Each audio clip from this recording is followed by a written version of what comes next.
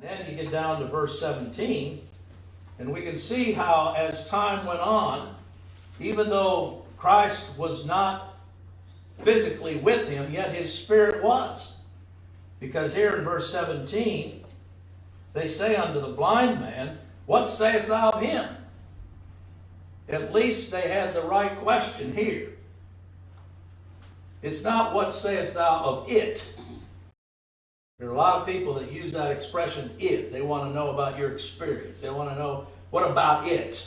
And I say to my shame, back in the 1970s, there was a campaign going on where we wore this little pin around where it said simply, I found it.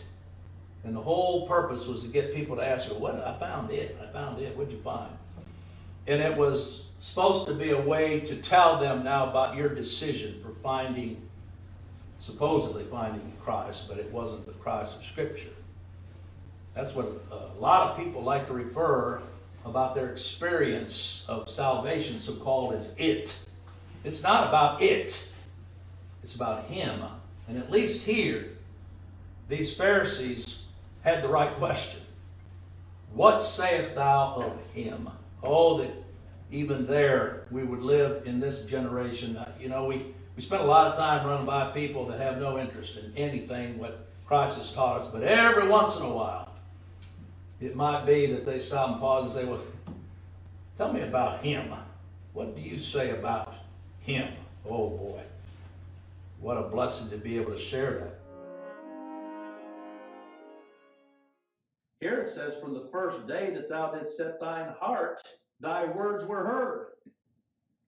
And yet it wasn't until 3 weeks later that the Lord sent this angel now to minister to Daniel. How much different is that from this, what I call vending machine society or religion, where people feel as if as soon as I pray, God's going to do what I ask of him to do. Delays in God's answering are not unanswered prayers.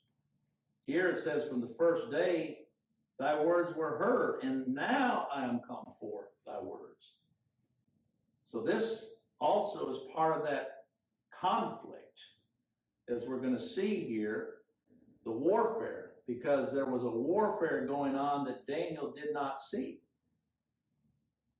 And it's described there in verse 13 that the prince of the kingdom of Persia withstood me 21 days. How long was Daniel in prayer? 3 weeks. How much is 3 weeks? 21 days.